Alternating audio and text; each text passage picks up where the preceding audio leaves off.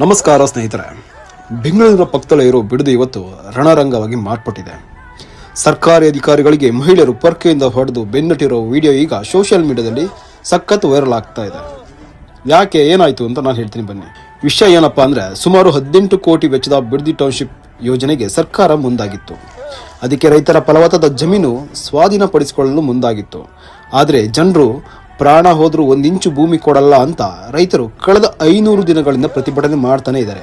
ಅದಕ್ಕೆ ಸಾಥ್ ನೀಡ್ತಿರುವಂತಹ HD ಕುಮಾರಸ್ವಾಮಿ ಸಹ ಇದ್ದಾರೆ ಅಂತ ಗೊತ್ತಿದ್ರು ಅಧಿಕಾರಿಗಳು ನಿನ್ನೆ ಏಕಾಏಕಿ ನುಗ್ಗಿ ಅವರ ಜಮೀನ ಮೇಲೆ ಸರ್ವೆ ಮಾಡಲು ಹೋದಾಗ ರೈತ ಮಹಿಳೆಯರು ಅವರ ಮೇಲೆ ಪೊರಕೆಯಿಂದ ಹೊಡೆದು ಬೆನ್ನಟ್ಟಿರೋ ವಿಡಿಯೋ ಈಗ ತುಂಬಾನೇ ಟ್ರೆಂಡಿಂಗ್ ನಲ್ಲಿ ಇದೆ.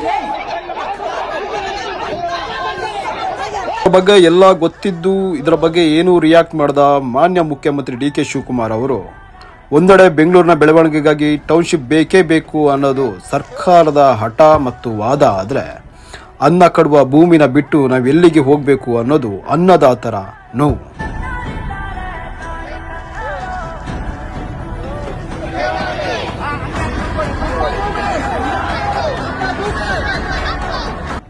ಈ ಬಿಡದಿ ಟೌನ್ಶಿಪ್ ವಿವಾದದ ಬಗ್ಗೆ ನಿಮ್ಮ ಅಭಿಪ್ರಾಯ ಏನು ಅಂತ ಕಮೆಂಟ್ ಮಾಡಿ ತಿಳಿಸಿ.